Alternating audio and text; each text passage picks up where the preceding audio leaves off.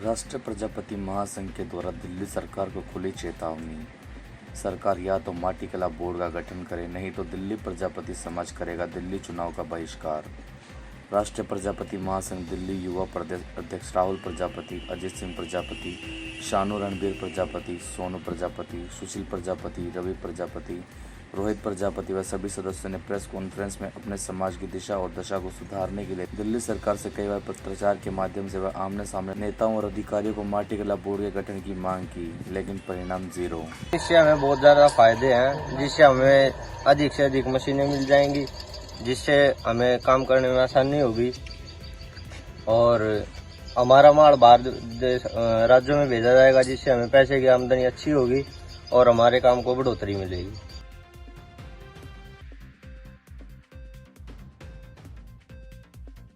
ये असत्य चीज़ है। सबसे पहला ज्ञापन मेरे पास आया था लगभग 3 महीने पहले। मैंने अपना कवरिंग लेटर लगाकर मनीष जी के पास भेजा, इन्हीं के सामने मनीष जी से बात की, समय लेके दिया, तब ये जाकर मनीष जी से मिले। राहुल प्रजापति अपनी टीम के साथ मिले, 5 में उनसे मिल कर के आए, अपनी समस्याएँ रखी। मनीष जी ने तुरंत आगे फाइल भेजी, सरकार के पास फाइल जा चुकी है, सेक्रेटरी के पास, तो जल्दी इसका गठन हो जाएगा।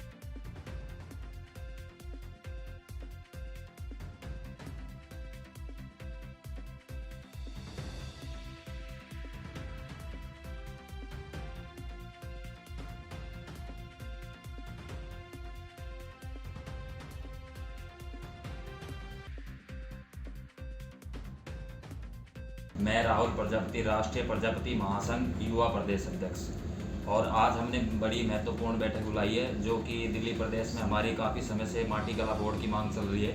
और माटी कला बोर्ड को लेकर आज हमने एक बड़ी महत्वपूर्ण बैठक बुलाई है, क्योंकि काफ़ी समय से ना हम दिल्ली सरकार से माटी कला बोर्ड की मांग कर रहे हैं, लेकिन दिल्ली सरकार जैसे ही चुनाव आते हैं चुनावी हथकंडा अपनाती है और चुनावी लॉलीपॉप देकर और जनता को भगाने का काम करती है। इसलिए हमने माटी कला बोर्ड के तत्वाधान में अब आगे जो प्रयास रहेंगे वो बड़े ही महत्वपूर्ण तरीके से आगे कदम उठाया जाएगा। जी, आज आपकी जो मीटिंग रखी गई उसमें क्या क्या निर्णय लिए गए आप लोगों की तरफ से?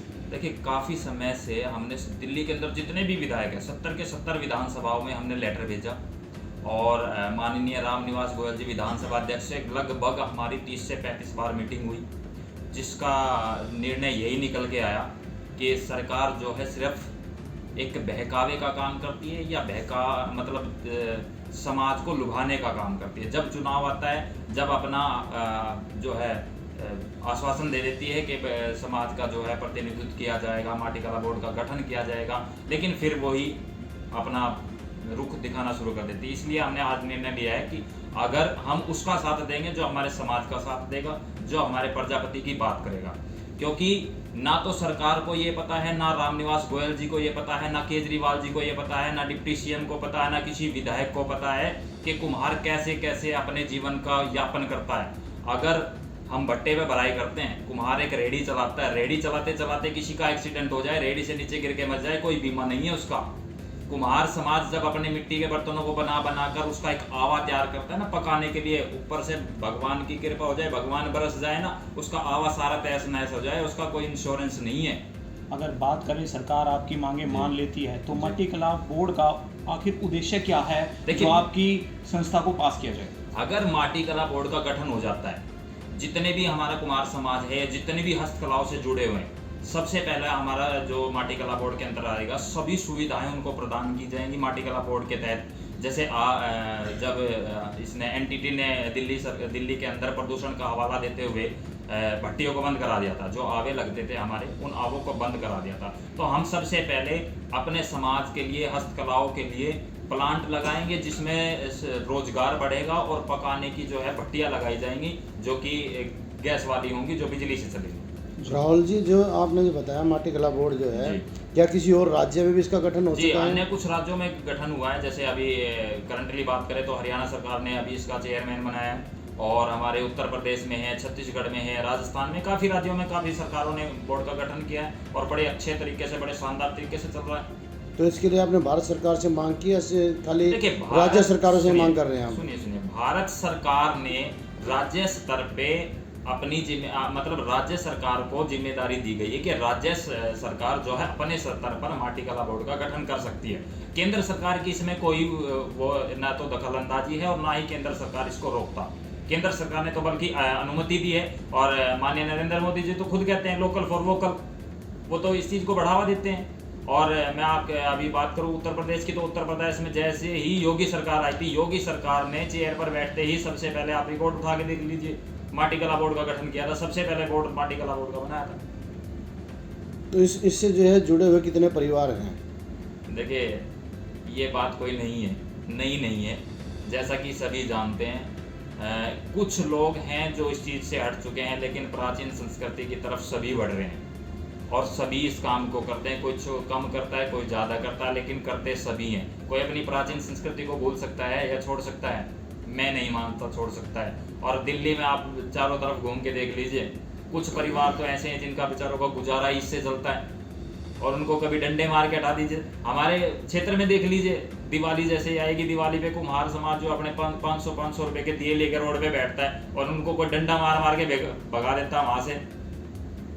क्या है ये? क्या कैसी विडंबना है समाज के साथ? तो सरकार एक चीज़ और भी तो कहती है कि माटी के लिए तो सबसे बड़ी समस्या है, वो जो ये माटी कहाँ से आएगी फिर? देखिए माटी की कोई समस्या नहीं है। माटी अगर हमारे दिल्ली में उपलब्ध नहीं है तो अन्य राज्य से भी तो आ सकती है। हरियाणा एनसीआर लगता है बराबर में उत्तर प्रदेश से आ सकती है, हरियाणा से आ सकती है। और पहले क्या होता था, अभी रिकॉर्ड निकाल के देख लीजिए, हमारे समाज को हर गाँव में माटी उठाने के लिए पट्टे दिए जाते थे। अब उन पट्टों पे कभी कहीं किसी गांव में किसी ने कब्जा कर रखा है, कहीं किसी ने कब्जा कर रखा है, वो तो समाज के नाम आने ही नहीं देते। अब क्या मांग करते हो सरकार से? देखिए हम चाहते हैं कि दिल्ली के अंदर माटी कला बोर्ड का गठन हो और जल्दी हो। अन्यथा अगर माटी कला बोर्ड का गठन नहीं होता है तो हम इसकी चेतावनी पहले भी दे चुके हैं और अब की बार पूरे सही तरीके से समस्त समाज को लेकर हम माननीय मुख्यमंत्री जी के दरवाजे पर बैठेंगे। इसके अलावा हमारे पास और कोई चारा नहीं। क्या चुनाव को नज़दीक देखते हुए चुनाव का हथकंडा है? नहीं, देखिए हमारा चुनाव से कोई मतलब नहीं है, लेकिन सरकार चुनाव आने पर लोगों का इस्तेमाल करती है, चाहे वो कोई सी भी सरकार हो। जब चुनाव आता है, जब तो हर समाज को इकट्ठा करके सभी समाज के वर्गों को, लोगों को इकट्ठा करके लुभाने का काम करती है।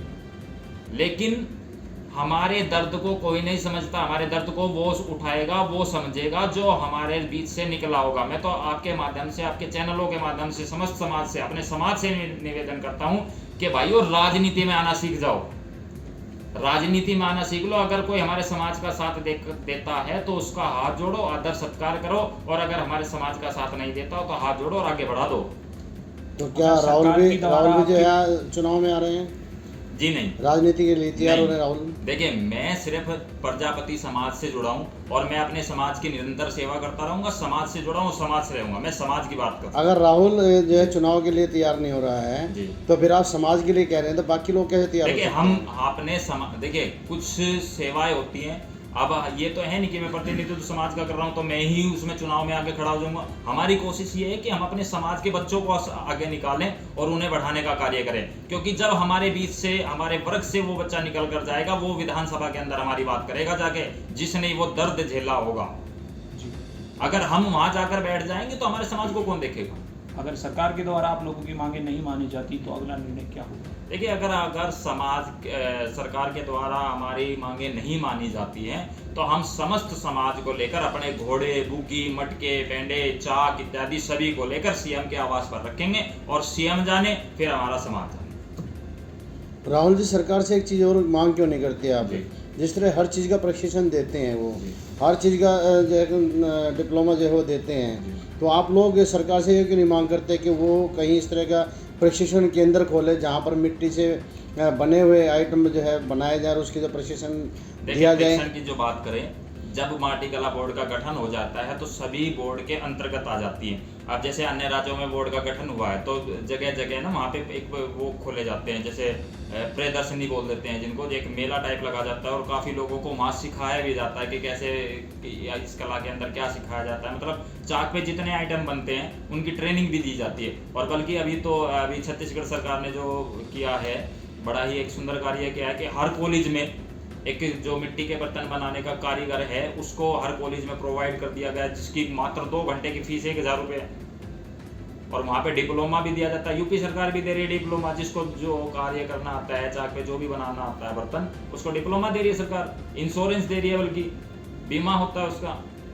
तो क्या आने वाली जनरेशन इस तरफ इंटरेस्ट ले रही है? काफी इंटरेस्ट ले रही है। तो हर समाज की जरूरत है, जबकि सबको पता है कि मिट्टी से पैदा और मिट्टी में मिल जाना है।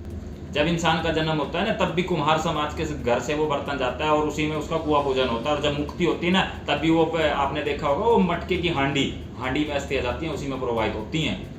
जब भगवान ने, ब्रह्मा विष्णु महेश ने भी जब सृष्टि के कल्याण के लिए यज्ञ की रचना की थी, तब भी उसने कुम्हार को प्रकट किया था। और कुम्हार को प्रकट करके अपने सभी शस्त्र कृष्ण भगवान ने सुदर्शन रूप के चक्कर में चाक दिया था, जो कि आज जब शादी ब्याह होते हैं ना, तब हर समाज उसको पूजने आता है। और भगवान शंकर भगवान ने हमें पिंडी दी थी, पिंडी के रूप में जो वो आकार जो जिस पे बन के उत्पन्न होता है। और ब्रह्मा जी ने हमें चकलेटिया दिया था, छेना दिया था। काफी ये सारी चीजें भगवान की दी हुई तो हैं, और इन्हीं को पूजते हैं लोग।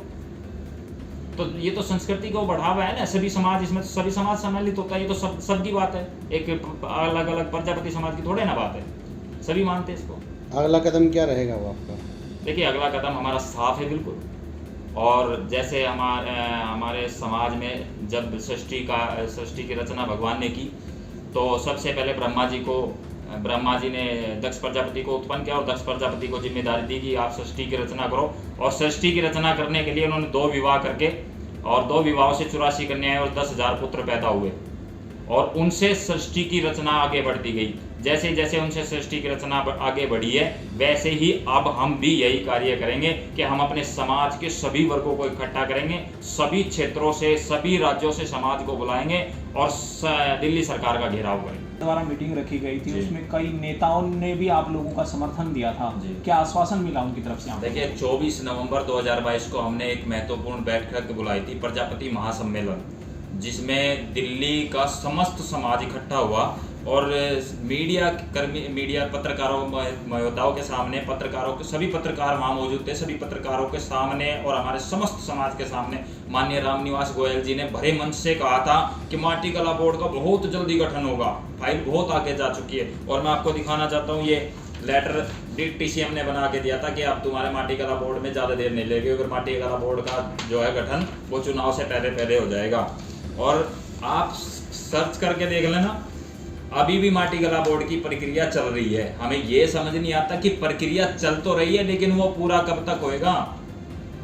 और ये सरकार बस चुनावी हथकंडा देने में है। और मेरा मानना है दिल्ली सरकार जो है LG पे थोप देती है और LG दिल्ली सरकार पे थोप देता है, तो उसमें जनता पीस रही है ना। जनता को क्यों पीसा जा रहा है? जनता ने कौन सा किया? बाबा भीमराव अम्बेडकर ने वोट का अधिकार दिया है हमें, हम जिताना जानते हैं तो हराना भी जानते हैं। और ये अहंकार जो है ना, अब जिस तरह का अहंकार दिखाया जा रहा है माननीय रामनिवास गोयल जी द्वारा और हमारे अरविंद केजरीवाल जी द्वारा, लगभग 1.5 साल से समय मांगा जा रहा है। कभी हजारों मेल कर चुके हैं और हमारे विधायक माननीय शरद चौहान जी से इतनी बार हम रिक्वेस्ट कर चुके हैं कि कुछ समय दिलवा दीजिए हमें माननीय मुख्यमंत्री जी से, ताकि हम अपने समाज की बात को रख सकें। लेकिन कोई भी आश्वासन मिलता नजर नहीं आ रहा। तो मैं आपके माध्यम से सभी को कहना चाहता हूं कि ये सर का ताज ज़्यादा घमंड नहीं करना चाहिए। सर का ताज सदा किसी का नहीं होता।